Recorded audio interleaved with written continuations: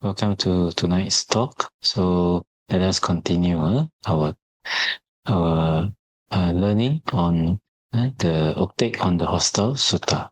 Okay. So just to recap, the proper wandering sutta is the origin of this sutta is the story of. So the origin of the proper wandering sutta is the story of the Mahasamaya Sutta, and where and on that occasion, the Buddha gave a series of suttas to suit different temperaments. Then this sutta is suitable for the deities of lustful temperament. Okay, so before we start, let us pay homage to the Buddha by reciting Namo Tassa 3 times. Okay. Namo tassa bhagavato arahato samma sambuddhassa. Namo tassa bhagavato arahato samma sambuddhassa. Namo tassa bhagavato arahato Samma Sambuddhassa. So, according to the marking, so we the last time we stopped at the first one, the first stanza.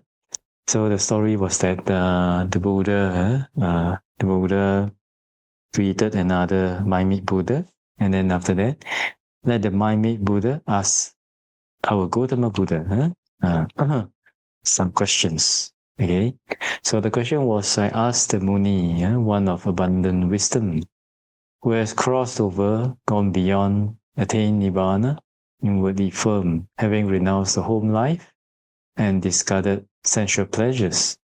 How would that bhikkhu properly wander? Properly wander in the world. Okay. And let us see. What did our Buddha answer? When he was uprooted, or we say concerned with blessings, said the Blessed One, with portents, dreams, and lucky signs, when he has abandoned the defects of blessings, that bhikkhu would properly wander in the world. Okay. So comes with these, but the mangalas, we will find out from the commentary later. So when one is not concerned with blessings and dreams and lucky signs, astrology, etc., when he has abandoned the defects of blessings, then that bhikkhu will properly wander in the world.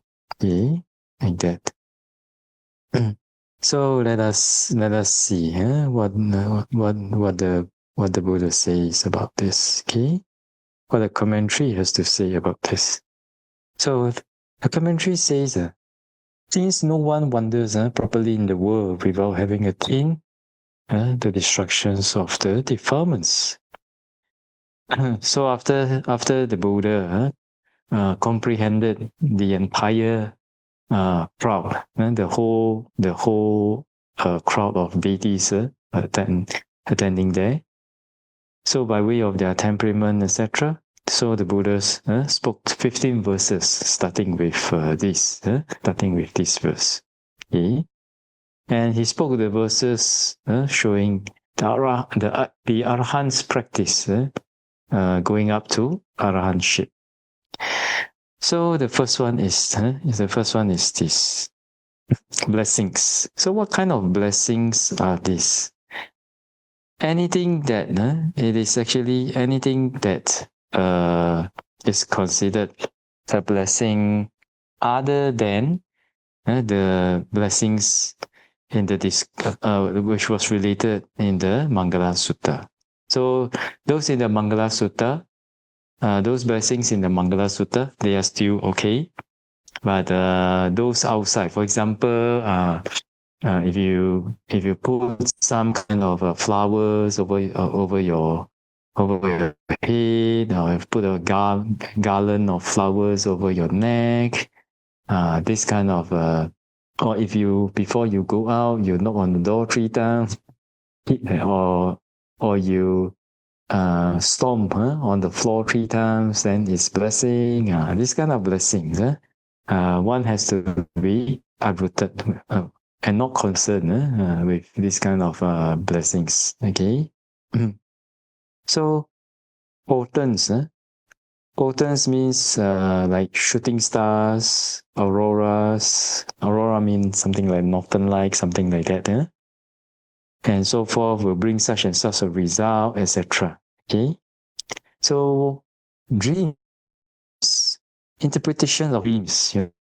Like if the morning you had this dream, if I know you had this dream, then something will happen to you, etc. Like that. So lucky signs. Lucky signs are interpretations of signs that occur when one reads lucky signs on a stick or on a piece of cloth. For example, today they saw a piece of cloth on the road, and then maybe on the piece of cloth there is an embroidery. What do you call that? There's a picture of a dragon, or maybe a picture of the 财神爷, the fortune god, in Chinese, in Chinese traditional culture. Then they say, wow, this is lucky already, like that. Okay. So these are lucky signs, especially in Genting. Okay. Got a lot of people, they bring their lucky sign there also, like that.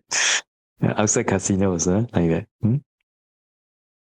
So when he has abandoned the defects of blessings, then it is said that except for the 38 great blessings in the Mangala Sutta, the rest are called defects of blessings.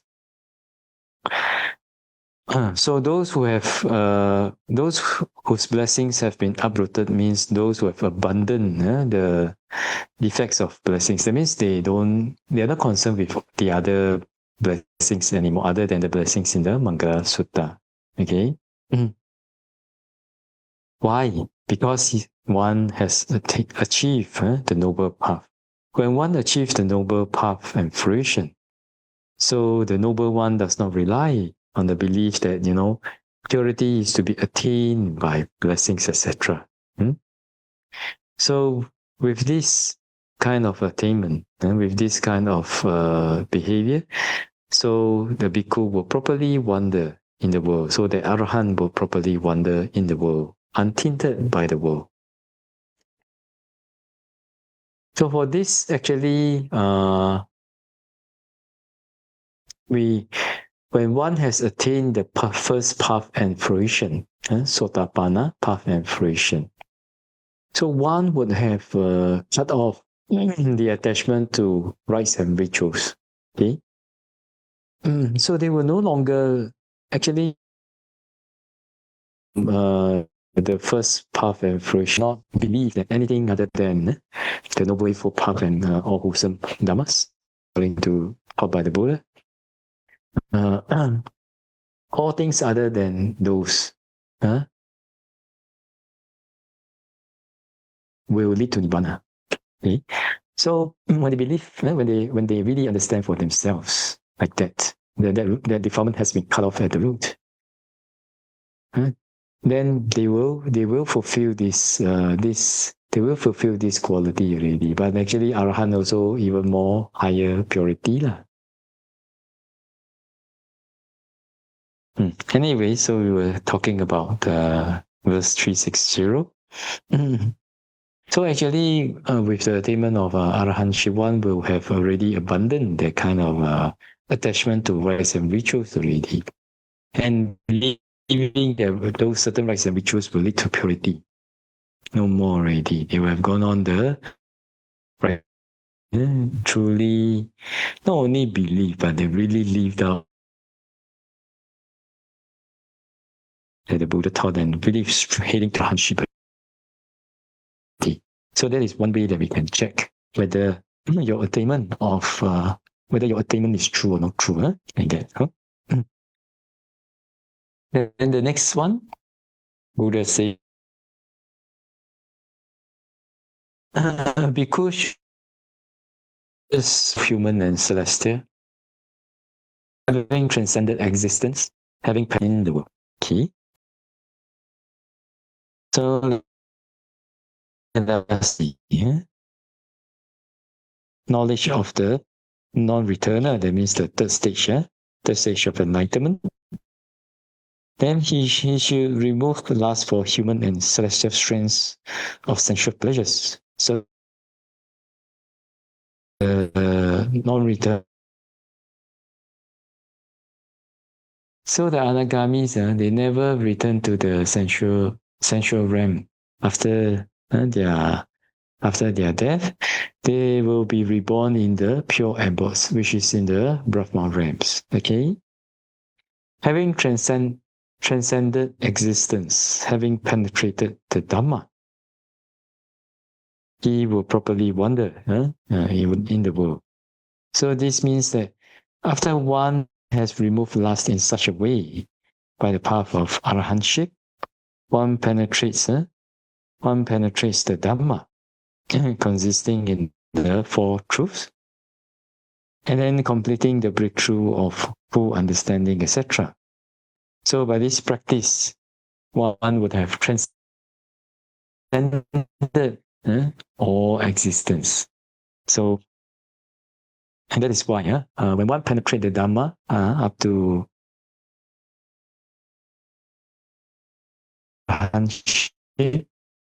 then they will have transcended existence already, because the Lord will be take a while to examine this. To see what we. Okay, so we're talking about verse 3:6. Removing sensual pleasures. In the present moment, at this present, one may not be an arahant, one may not be a returner, one may not be a straight winner. Then how? What can we do? How can we practice? How can we practice so that we can work towards the attainment of the noble goods? Like that. I remember this is a very inspiring story that was related by one of our Mahatheras in Sri Lanka. So the Bande was the Bande is a German. Then he's one of the earliest foreigners to ordain in the forest tradition in Sri Lanka. So after he turned 20, after he finished his 20th vasa, of course now he's more than that. So he asked the late most venerable Aryadhamma Mahathera, our teacher. So he told Mahathera, "Oh, Bande, now I am 20 vasa, so a lot of the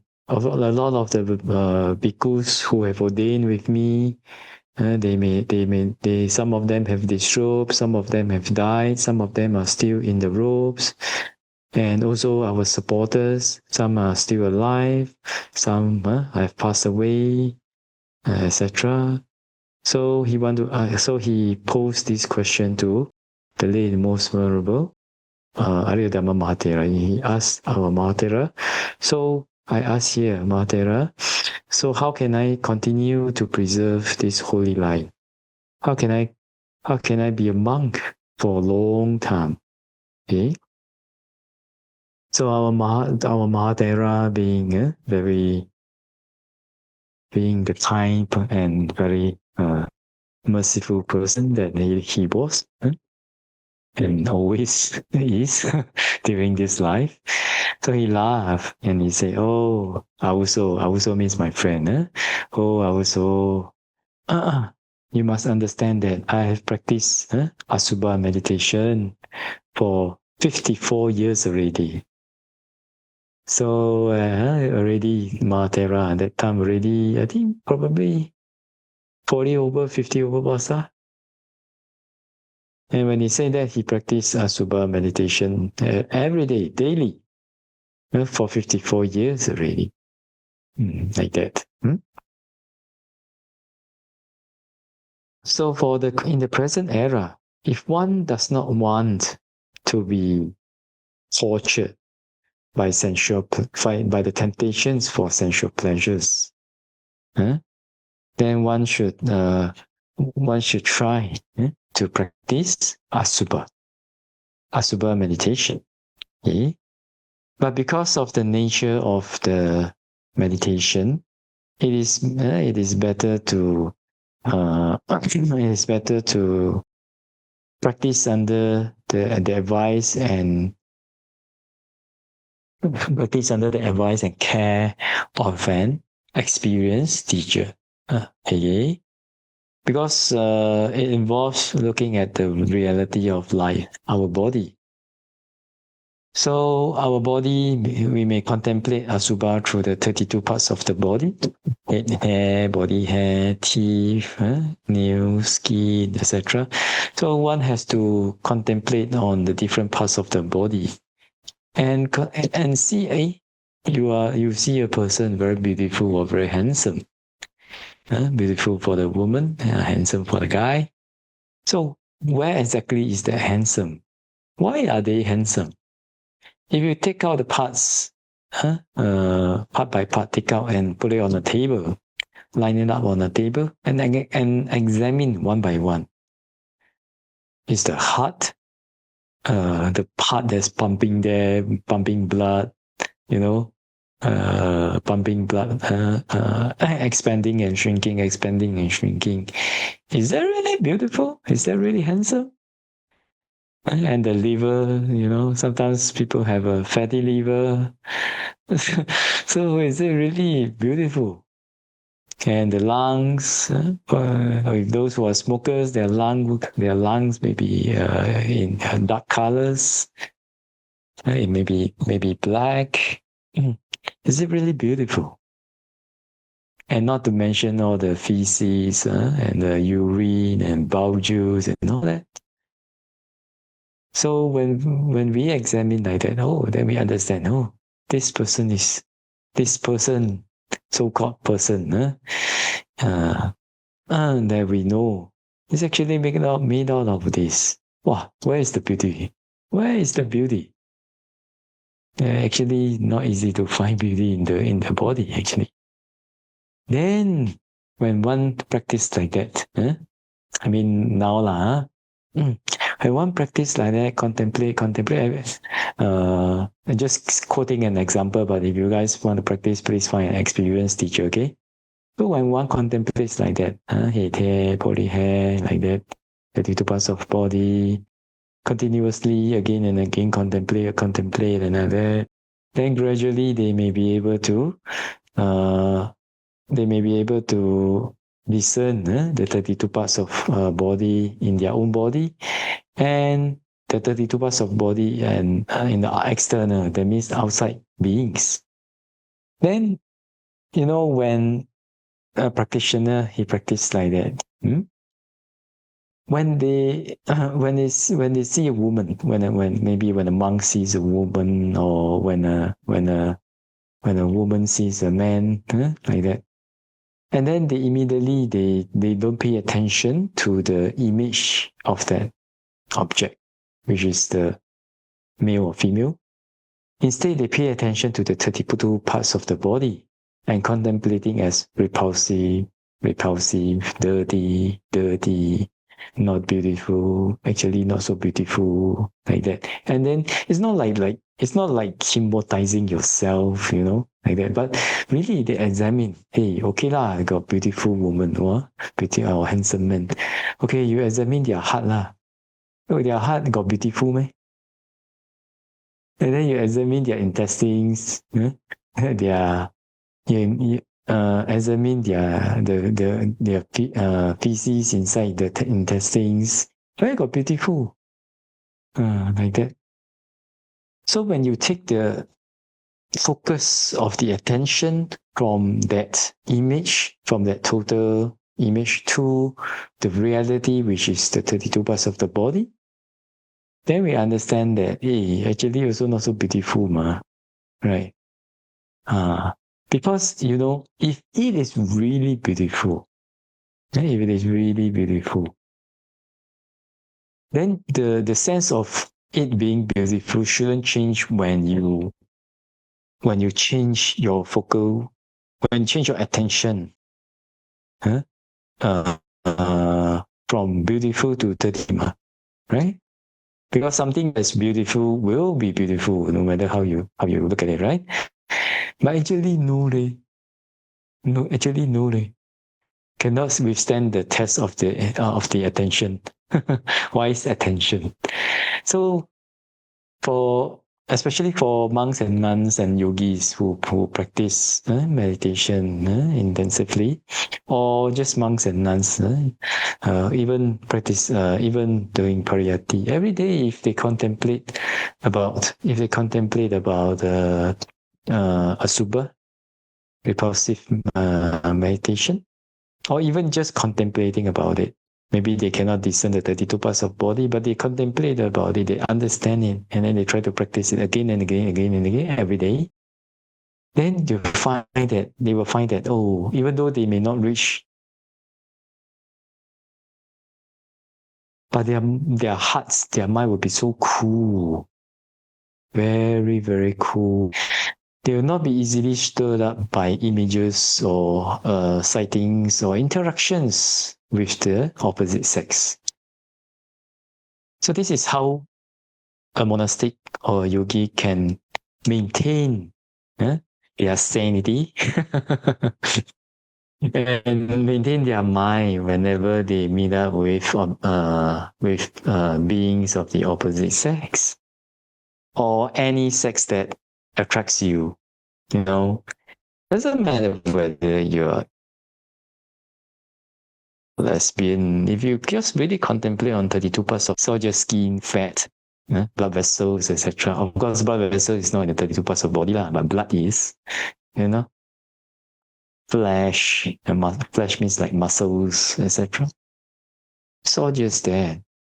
So when one practice like that, and then he come to the realization, it's not like noble realizations, like the four path and fruition, but it's an inspirational, it's an inspirational insight that, hey, actually not so beautiful,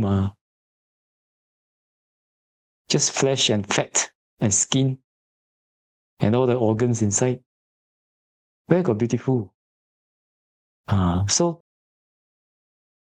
then when you contemplate like that and then you reach this stage, then one will have realized that, wow, I got cheated by that skin for so long already. Just imagine if a person, if you remove the skin, if every one of us remove our skin and we're just like the bloody muscles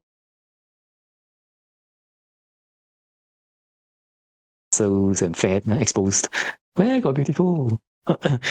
You may not even, we can know whether one is a male or female. But, where got beautiful?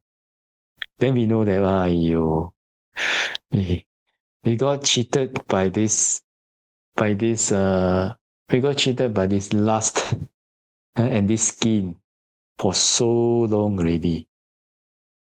So long, sometimes people even start war because of a woman. That's enough. Actually, not so beautiful, when you really feel like that in your heart, then that's very good. That's very good practice. But if it's good to continue.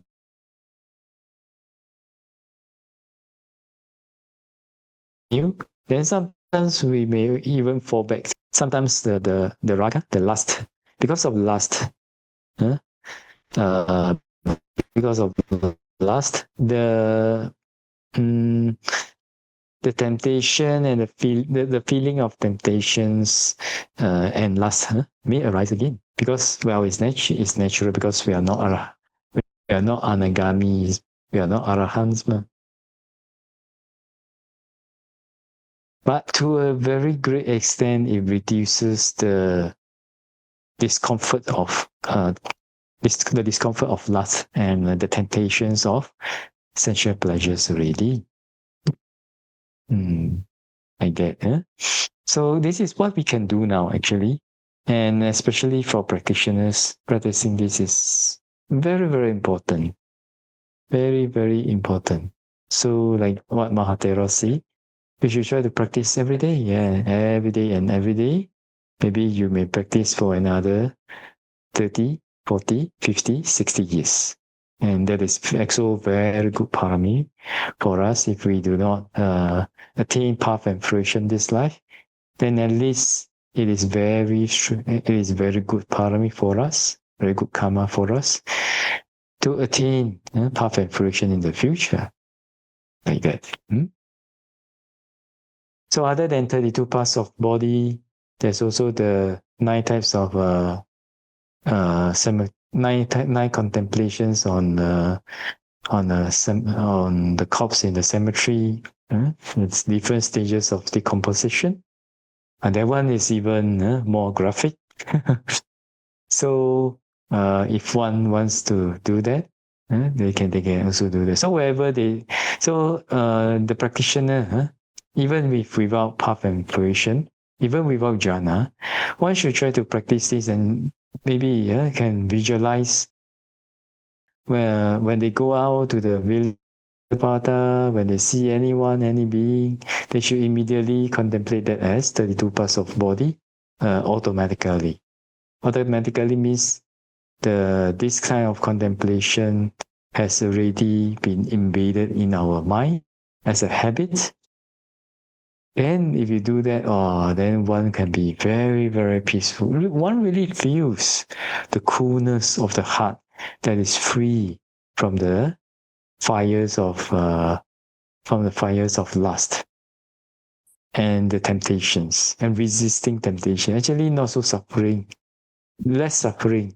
Because if there's temptation, and then then you have to fight it and all that, then maybe you will struggle.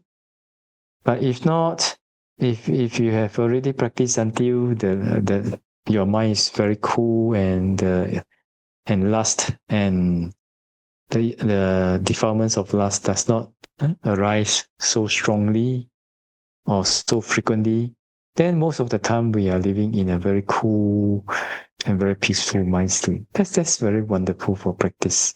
In that, And then of course, that's for the meditation aspect. Food is also a factor, especially for those who eat a lot of meat. Sometimes this is from experience, yogi's experience. Sometimes when one eats a lot of meat, then raga tends to be a little bit more stronger. So one should really observe how much meat one should consume in order for one to not be overwhelmed with the feelings of with the feelings and cause of lust, like that. And exercise also. Sometimes when lust arises and one is troubled and struggling due to lust, other than meditation, other than controlling food, exercise is also very important. Exercise like any exercise, like cardio, like climbing stairs, climbing the mountain, going for a walk, doing yoga, doing weights. Any kind of exercise is also good. It helps to redirect the energy, actually. And if one doesn't want to exercise like that, then one can do standing meditation. Standing meditation means we meditate while standing, in a standing posture. And if we do that, if we do the meditation, hopefully, when raga comes, if a yogi cannot let go of it, then they may do standing meditation on asubha, on repulsiveness. If they can do that, then actually they find that the energy dissipates very fast. The feelings, and the thoughts of lust can fade very fast. Then they will be able to regain their sanity, control, and go back to that peaceful and cool heart again, cool mind again, like that. Yeah. Until we attain anagami, the third stage of enlightenment, we have to always endure with this lay. So it's good lah. It's good to practice super meditation. And those if you're not a monastic or a yogi in a monastery practicing, you're just at home. And sometimes if people struggle with what they call that, I don't know whether it can be applied this way, but for people who have strong lust, and maybe even those who are addicted to sex, maybe they can try this method also. If they can try this, and then they reduce contact, or wherever they contact with any beings of the opposite sex, they immediately change it to 32 parts of body or any kind of corpse, contemplate about that. Then it may be helpful for them. And they control their food and do exercise. It may be very helpful for them. Like that. Okay? That was why in the Magandiya Sutta, this is another sutta in the Sutta Nipāta. And so there was a Brahmin called Magandiya. He also named his daughter Magandiya, who later became one of the queens of one country. So this Brahmin, he's very proud of his daughter, and then he wanted to find someone handsome enough, noble enough to marry his daughter, like that. So ultimately, he found, who did he found? He found the Buddha. So Buddha was walking by, and then Magandiya saw the Buddha, and he, this is a person that's worthy of marrying my daughter. Then he went to the Buddha, and then after that, together with his daughter Magandiya and the wife, he went there. He said, "I give my daughter to you, okay or not?" Like that. Then Buddha said, even the 3 daughters of Mara couldn't move me. What to say about this filthy bag of urine and feces, like that.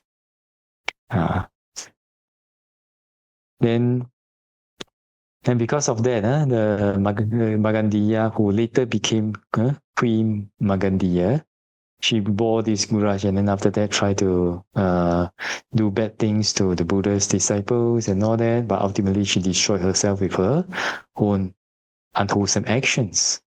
Like that, no? So for us at the present, in this moment, now that we are living this life, this precious human life, if we do not want to suffer so much from lust, and then it's good to always practice asubha. Maybe an example would be like to practice it for 1 hour every day, or 15 minutes every day. If you are at home, 15 minutes, or maybe even 5 minutes. But the important thing is consistency and persistence. Like that. Every day we try to do. Every day we try to do. Then if we can do that, then if we are monastics and yogis, then our holy life will be preserved more easily. And if not, and if you are a layperson, then if you practice this, then at least you can get a hold of yourself, because so many, according to reports, I think this is for men. I don't know about women, but sorry about the language. But just saying this from medical point of view. So many people have low self-esteem, feel bad about themselves because of many things related to sexuality. Maybe they are they frequently masturbate, and then they know that it is not good, but they just cannot control themselves, So every time after they masturbate, they have this sense of guilt. Especially in the Asian countries, traditional countries, or they may have very strong sex drive, and then they couldn't control themselves when their mind keep directing them and inclining them to find other women, find prostitutes, even though they have a wife, like that. So many sufferings because of sexuality. And then not to mention all the possibilities of catching sexually transmitted diseases and all that. Very, very suffering. In fact, it is not only the disease that is suffering, when one goes to take the test, and then when one is waiting for the test, also very suffering because of the worry, isn't it? I don't know we'll get or no get, like that, like that. It's actually not so worth it, actually. Huh? So if we understand this, we know about, if we understand about the dangers about sensual pleasures, then, especially lust, then we can practice with more energy and more semangat to practice this asubha meditation, like that. And sensual pleasures is not only for lust. No? In this verse, it's talking about lust, but actually, sensual pleasures. This is not in the commentary, but just a little bit sidetrack. For sensual pleasures, over here is talking about the lust.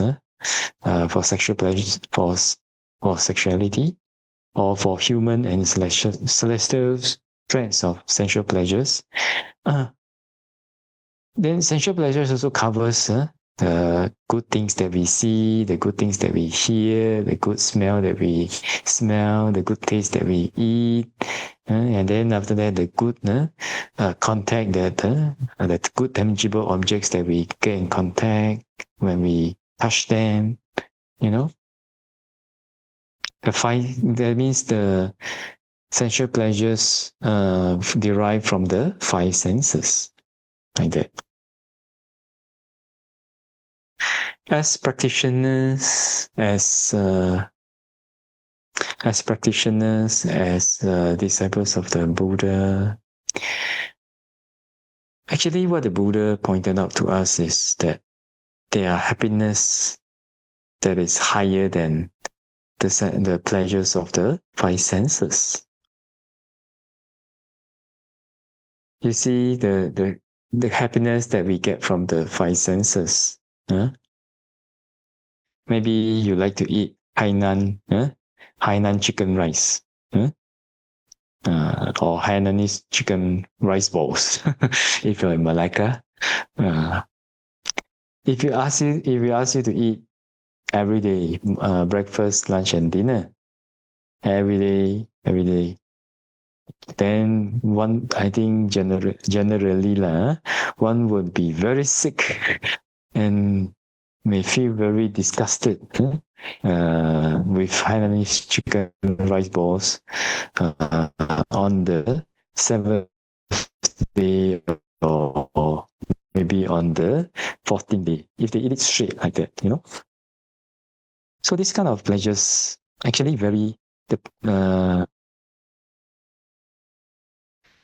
this kind of pleasure and happiness derived from the five senses, they are very fragile, very changeable. Maybe one day you like to eat Hainanese chicken rice. Maybe another day the Hainanese chicken rice may not be that good to you anymore. And then you need to find more and more. You need to find others. Other better Hainanese chicken rice. Better. And sometimes if you cannot find it, or maybe like they say you go traveling to Melbourne and then, or maybe you go to somewhere else, some other countries, America, etc. And then you want to find a very popular Hainanese chicken rice store somewhere in Melbourne or Singapore or America. Then you go there full of anticipation, full of excitement. And when you go there, it says it's closed. Wow, then the stronger your attachment, the sadder and more disappointed you will be. Like that. And sometimes if you want to eat, but maybe you're bogged down by work, you're bogged down by family issues, you're bogged down by health, maybe you have some kind of a sickness, you cannot eat that. Then that temptation, that greed for the sensual pleasures, for the happiness of the five senses, and they will torture you, if you want but you cannot get, very suffering, right? Very, very suffering. You cannot sit, sometimes you cannot sit, you cannot stand, you cannot walk. Everything you just don't feel right in every posture. So suffering, isn't it?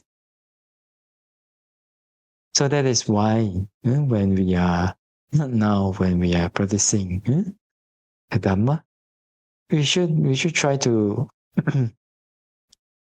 to search and cultivate the happiness derived from the renunciation of the five senses. The happiness that's not derived from the five senses. The happiness that's derived from the renunciation of the five senses. What is that? And that is our samatha and vipassana meditation. All the 40 subjects of samatha and all the vipassana meditations, all these are better alternatives compared to the happiness derived from the five senses. But in this present era, we have to be really,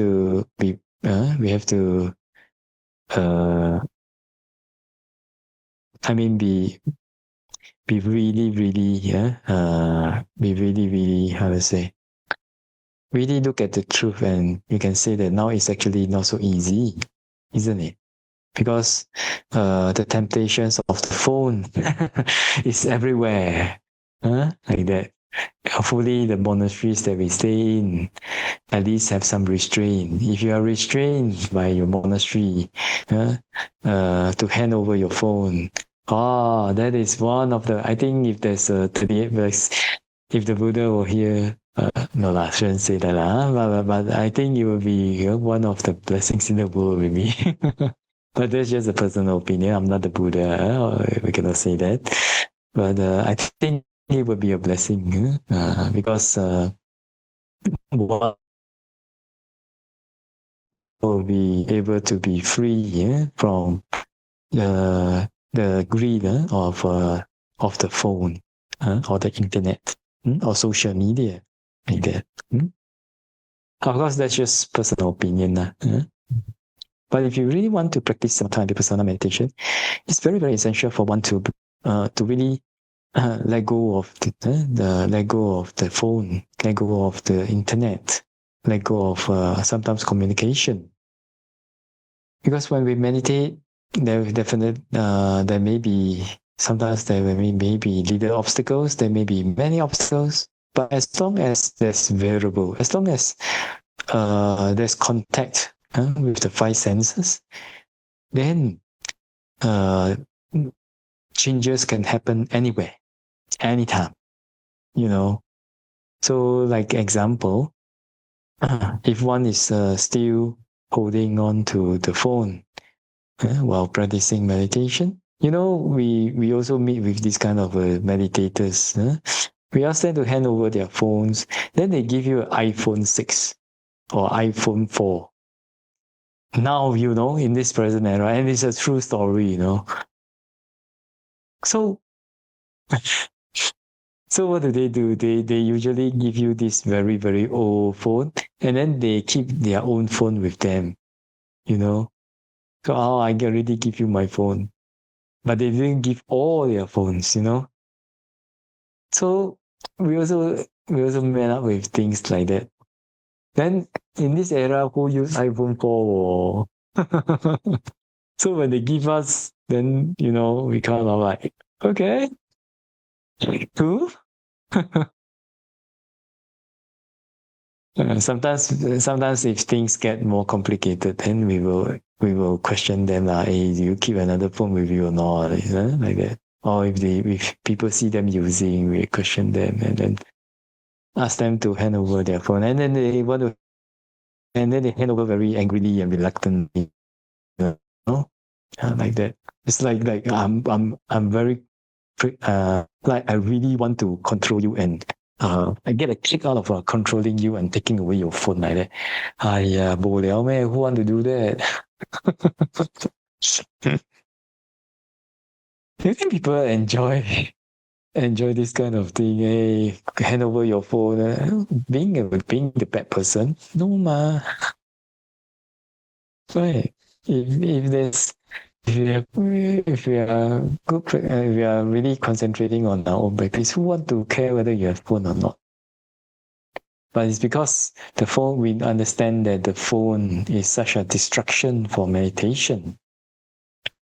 Not for everyone, but generally at least in the people that we see.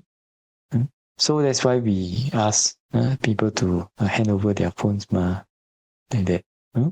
Mm-hmm. So nowadays it's pretty difficult. So in order to do that, it is good to, reduce contact. So handing over the phone is one way of reducing contact. And not seeing, not hearing is another way of reducing contact. So that's why in our practice, the Indriya Samvara Sila, the practice on sense restraint is very essential for our practice to be successful. You see, if we do not if we do not restrain our senses, we anyhow see, anyhow hear, especially some are very kaypoh one, very busy body. Wow, what happened? Wow, I want to listen to all the gossip in the monastery. Wow, what happened to this person? Wow, what happened to that person? Then there may be a lot of chances, because they when they want to do that, they're looking for peace and happiness outside not within their mind, but outside through the five senses then they would, if something changes and they hear something bad, or they hear something unwholesome, or maybe it's about others, maybe it's about themselves, then they get angry, they get sad, and then their meditation drop may drop may drop. Most of the time will be affected at least to a certain extent if it doesn't drop. So that's why the purpose of handing over the phone, and then after that keeping to yourself, restraining the senses, especially the eyes and the ears, especially very, very very, very essential for success in meditation. It was also very helpful for us. So what if you know that people talk bad about you? If you don't know about it, then doesn't matter, right? Just continue to meditate, ma. Anyway, if what they are saying is good, then we learn. If what they are saying is false, then we don't need to get angry. Also, they are creating their own bad karma. We are exhausting our karma like that. Okay. So reducing contact, sense restraint has two types of practice. One is we just don't see, don't hear. Don't see and don't hear. Keep our eyes downcast. And then while we walk or when we go anywhere, try not to look at people like that. As described in the suttas, now eyes always downcast and all that. Keeping our mind in the meditation subjects, or even on the Dhamma theme. Maybe you like one of the verses or a few verses from the Dhammapada. Reciting them in your mind and contemplating about them. It's also good, At least better than thinking about gossip and finding gossip. Right? Like that. Huh? So one is totally vision, don't see, don't look, or see also, no need to see. Here you hear something, some gossip, and then some gossip coming, and then you try to ignore it or just walk away, like that. This is one way. Another way is whatever contact through the eyes, ears, nose, tongue, body. We always respond with wise attention. That means whatever that we see, hear, smell, taste, touch, we always have wise attention. If you see a beautiful woman, you just contemplate as, Asubha, 32 parts of body, like that. So this one can see. But when we see, it's another kind of see. When we see, our mind interprets the data using wise attention. And then after that, a sound is just sound. People scold you, then you just contemplate, sound is sound lah, like that. Then the smell also impermanent. Good smell, so what? Also impermanent, like that. Taste, everyday char kway teow, good lah, but everyday eat also, this good feeling also impermanent, like that. All this kind of wise attention.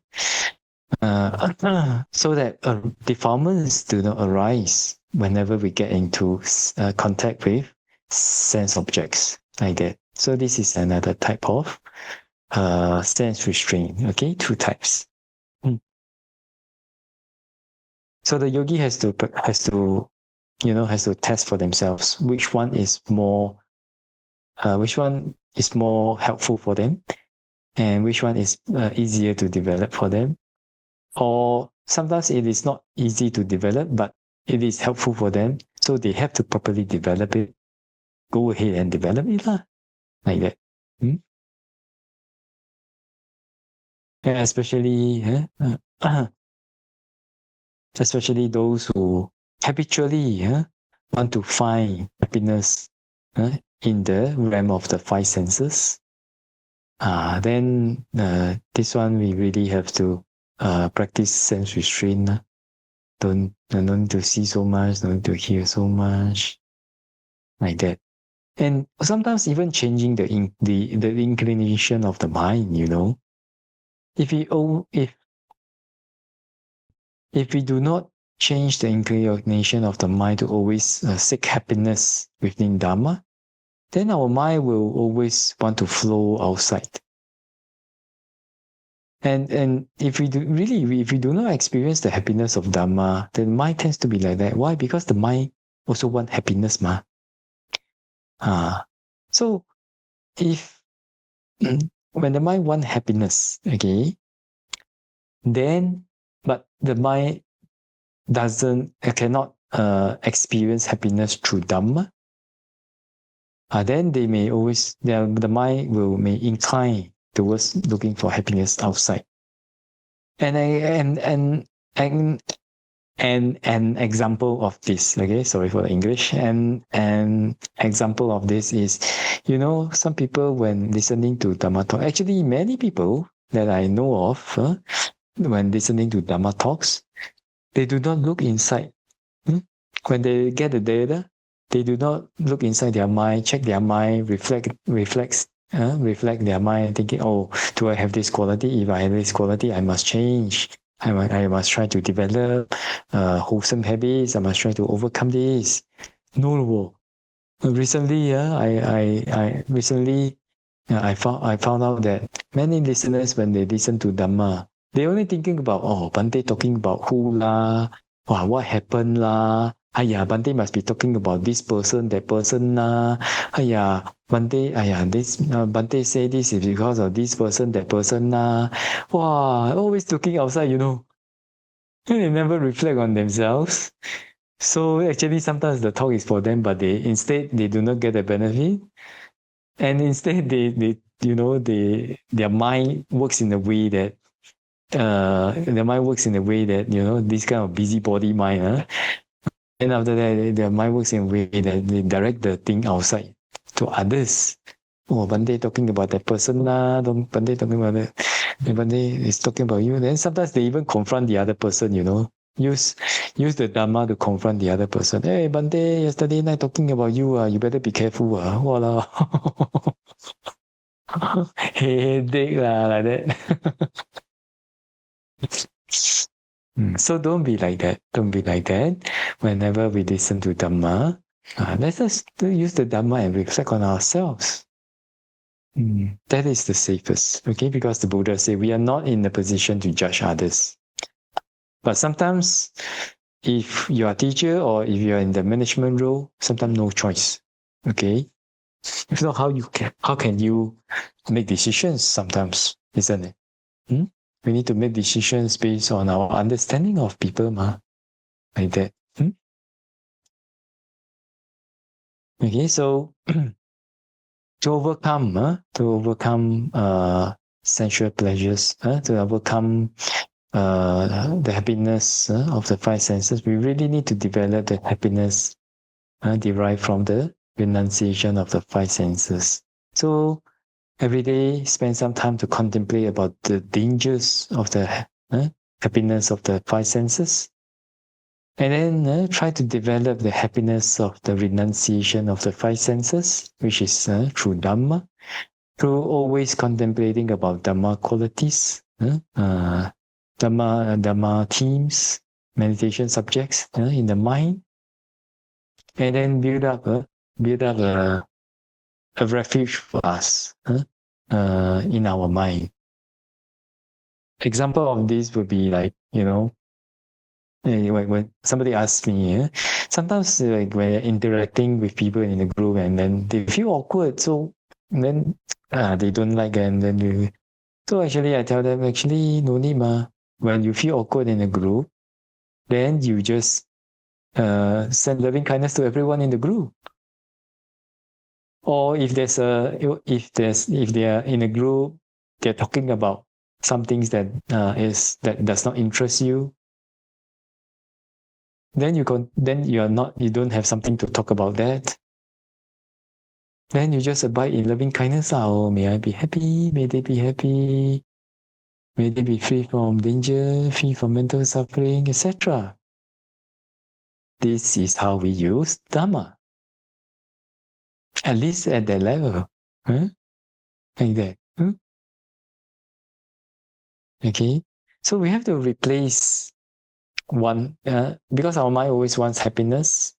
So we, as practitioners, and even for the sake of our future lives, if we still have, okay, it is always good to always abide our mind, let our mind abide in Dhamma, let our mind develop the happiness that is derived from the renunciation of for the five senses. Make it steady, make it a foundation for your heart, for your mind. And ultimately, this will be very beneficial for us in the present and in the future. like that.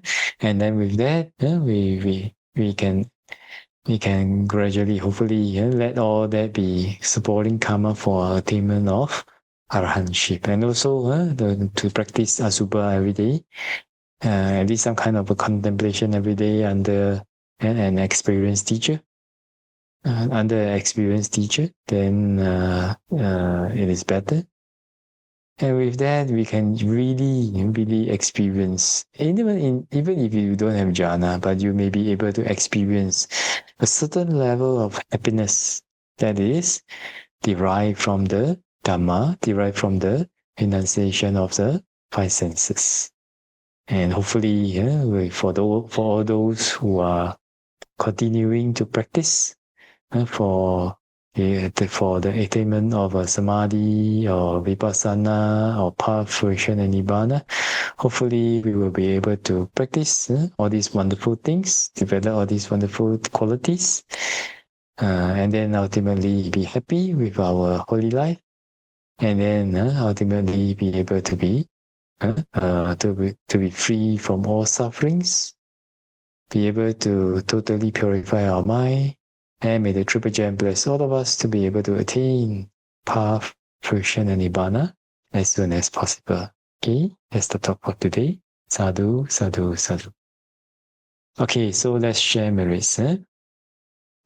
Etavata chamehi sambadang punya sambadang Sabe deva numodantu sabba sampati siddhya Etavata chamehi sambadang punya sambadang Sabe buddha numodantu sabba sampati siddhya Etavata chamehi sambadang punya sambadang Sabe sata numodantu sabba sampati siddhya Idame nyati nam hotu sukita hontu nyatayo Idame nyati nam hotu sukita hontu nyatayo Idame nyati nam hotu sukita hontu nyatayo Himina punya kamena mame bala samagamo Satang samagamo hotu yavanimban patiya Idame punyang asawakya vahangotu Idame punyang nimbanasa pachiyo hotu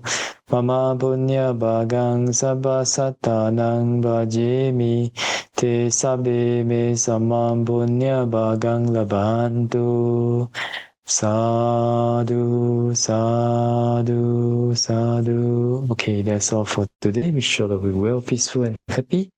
And may the Triple Gem bless all of us to be able to attain path, fruition, and nibbana as soon as possible. Sadhu, sadhu, sadhu.